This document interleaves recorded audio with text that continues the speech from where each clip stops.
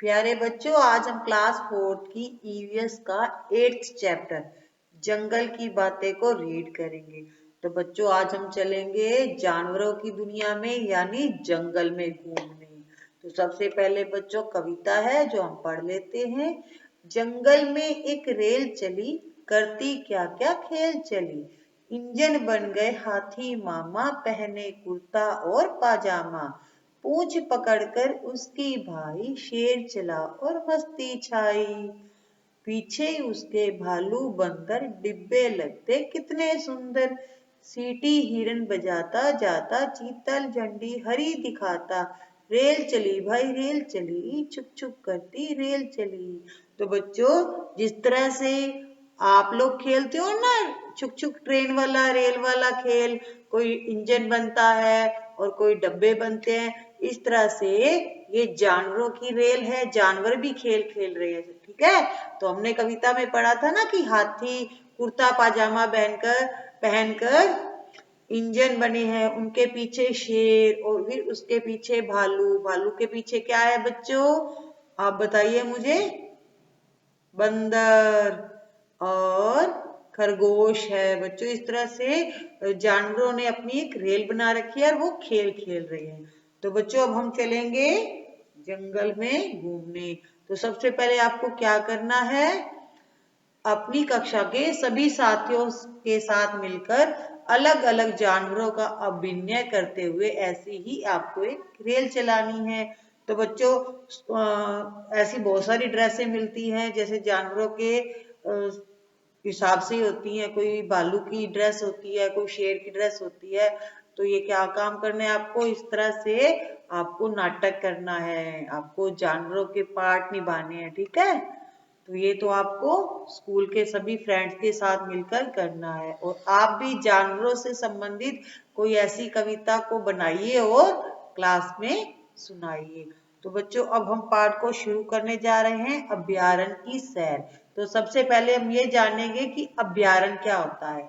बच्चों, जिस तरह से हम अपनी सुरक्षा के लिए घर बनाते हैं, जहां पर हम स्वतंत्र रूप से घूम फिर सकते हैं, अपनी मर्जी से सब कुछ कर सकते हैं, तो इसी तरह से सरकार ने जानवरों की सुरक्षा के लिए भी घर बनाए हैं, जहां पर जानवर स्वतंत्र रूप से घूम सकते हैं, अपनी मर्जी से आ जा सकते हैं, खा पी सकते हैं, और उन्हें इस चीज की भी चिंता नहीं होती। वे बेफिक्र होते हैं कि कोई उनका शिकार कर लेगा या उनको मार लेगा, क्योंकि अभ्यारण्य में शिकार करना मना होता है। जो शिकार करता है उसको सजा मिलती है, जेल भी हो जाती है। तो बच्चों, अभ्यारण्य क्या है, जानवरों का घर है, ठीक है।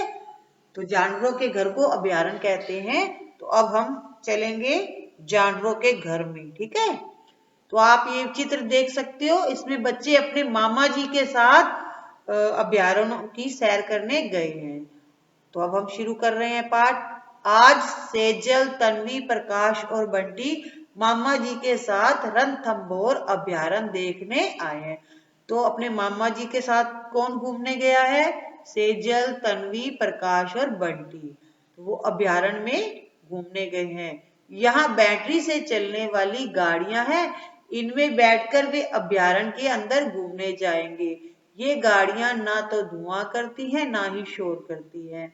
यहाँ सभी जीव अपने प्राकृतिक परिवेश में रहते हैं। अब बच्चों के साथ महेश भैया भी हैं, जो अभ्यारण्य के जानवरों के बारे में बहुत कुछ जानते हैं। अभ्यारण्य में बच्चों ने चिंकारों का एक झुंड देखा जो घास पत्तियां खा रहा था। तो बच्चों, हमने देखा कि बच्चे अपने मामा जी के साथ अभ्यारण्य घूमने गए हैं।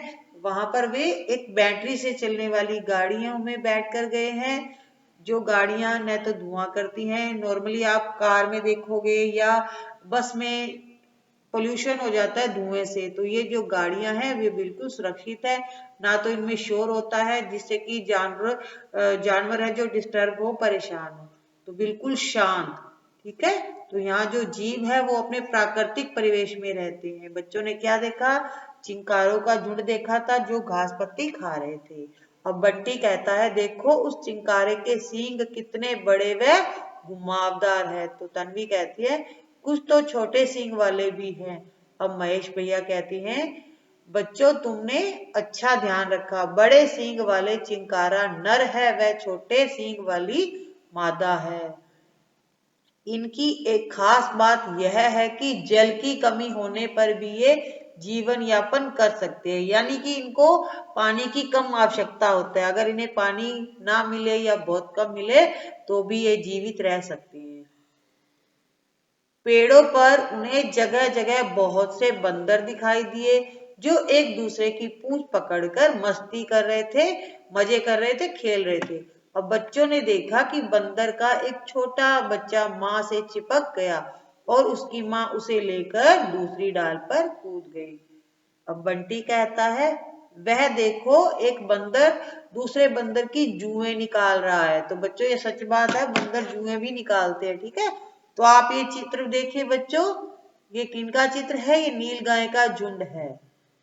तो प्रकाश कहता है, उधर देखो वह गाय और हिरन जैसा कोई जानवर है। तो सेजल ने कहा, हाँ देखो इनमें कुछ बड़े व गहरे नीले रंग के हैं, वह कुछ भूरे रंग के हैं।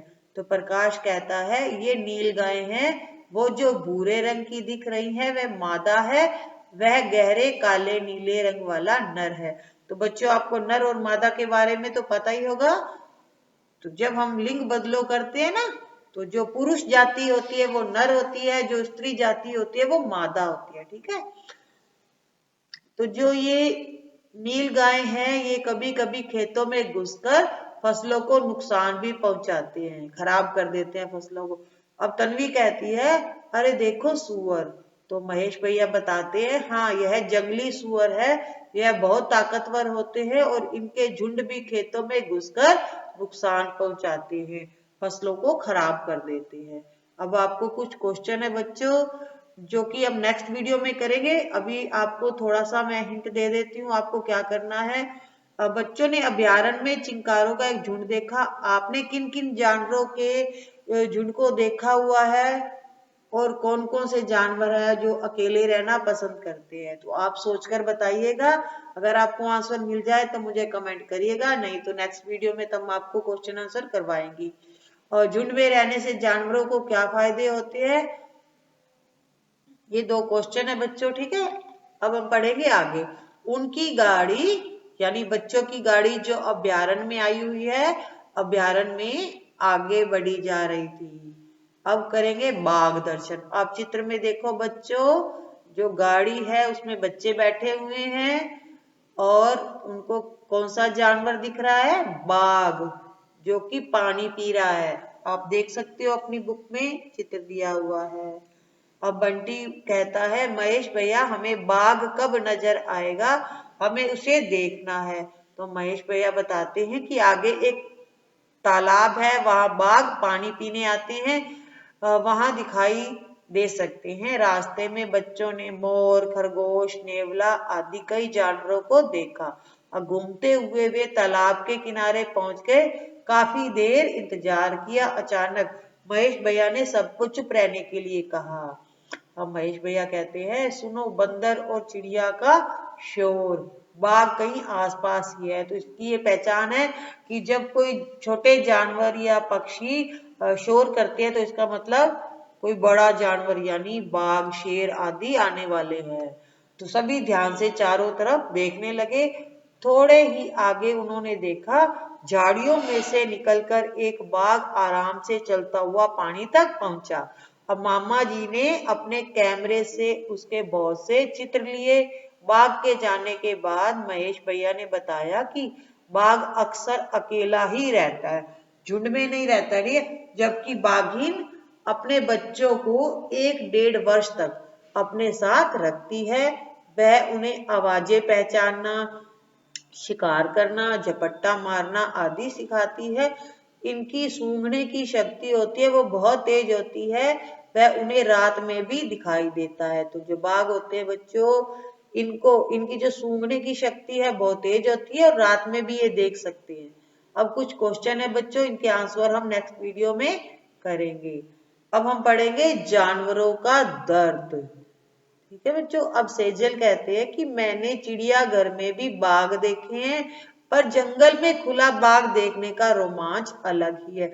तो बच्चों आपको पता ही है कि चिड़ियाघर में जानवरों को बांध कर रखा जाता है, जगह भी बहुत कम होती है और खाना भी उनको अपनी मर्जी से खिलाया जाता है। जानवर अपनी इच्छा से नहीं खा सकते कि उनका मन कर रहा है कुछ खाने का तो वो घूम ले या फिर ले, ऐसा कुछ नहीं होता। चिड़ियाघर में जानवरों को कैद करके रखा जाता है, जबकि जंगल में जो जानवर होते हैं वो खुला घूम सकते हैं, मजे कर सकते हैं।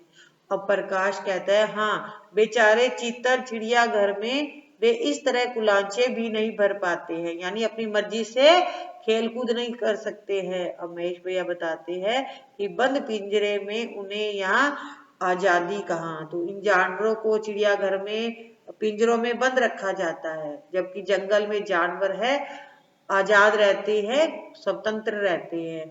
अब बच्चों सोचो अगर तुम्हें भी कोई तुम्हारे परिवार से अलग कर दे और पिंजरे में बंद कर दे तो तुम्हें कैसा लगेगा। तो बच्चों सोचकर देखिएगा, आपको भी बड़ा दुख होगा कि हम अपने परिवार से दूर पिंजरे में कैद होकर कैसे रह सकते हैं, ना हम अपनी इच्छा से खा पी सकते हैं, ना कहीं आ जा सकते हैं। तो इसलिए अब लोग जानवरों को खुले में उनके प्राकृतिक पर्यावरण में रखने के पक्ष में है। हमें भी जानवरों के दर्द को समझना चाहिए, उन्हें पकड़कर कैद नहीं करना चाहिए, उन्हें भी स्वतंत्र रहने का अधिकार है। तो बच्चों ये क्वेश्चन है जो हम नेक्स्ट वीडियो में करेंगे। तो बच्चों आज हमने पाठ में क्या सीखा, जानवरों को उनके प्राकृतिक परिवेश में संरक्षण देने हेतु अभयारण्य बनाए गए हैं। जैसा कि मैंने आपको स्टार्टिंग से ही बताया था ना कि जानवरों को उनकी इच्छा से मर्जी से घूमने देना चाहिए, इसलिए सरकार ने उनको अभयारण्य यानी उनके लिए रहने की अलग से व्यवस्था कर दी है जहां वो अपनी आजादी से रह सकते हैं। ठीक है, अब जानवर अलग अलग तरह से व्यवहार करते हैं, कुछ जानवर झुंड में रहते हैं तो कुछ अकेले में रहते हैं। हमें जानवरों को परेशान नहीं करना चाहिए और उनकी मदद करनी चाहिए। उनका सही विकास उनके प्राकृतिक परिवेश में ही हो सकता है। तो बच्चों हम उनकी मदद कैसे कर सकते हैं जानवरों की मदद। तो इनकी मदद के लिए हम बच्चों ये कर सकते हैं कि हम जानवरों को पकड़े नहीं, उनको कैद करके नहीं रखें, उन्हें स्वतंत्र रहने दें और जंगलों को ना काटें, क्योंकि जंगल है जो इनका घर है। अगर हम जंगलों से पेड़ काट देंगे तो ये जानवर है जो बेसहारा हो जाएंगे, मर जाएंगे। तो हम इनकी मदद इस तरह से कर सकते हैं कि हम जंगलों को बचाएं, पेड़ों को बचाएं और इनको कैद ना करें, इन्हें स्वतंत्र रहने दें। तो बच्चों आज हमने इस चैप्टर को रीड कर लिया है। नेक्स्ट वीडियो में जो हमने इसके क्वेश्चन आंसर छोड़े हैं वो हम नेक्स्ट वीडियो में पूरे डिटेल से आपको करवाएंगे। तब तक आप इस चैप्टर को रीड करके रखिएगा। Thank you, have a nice day.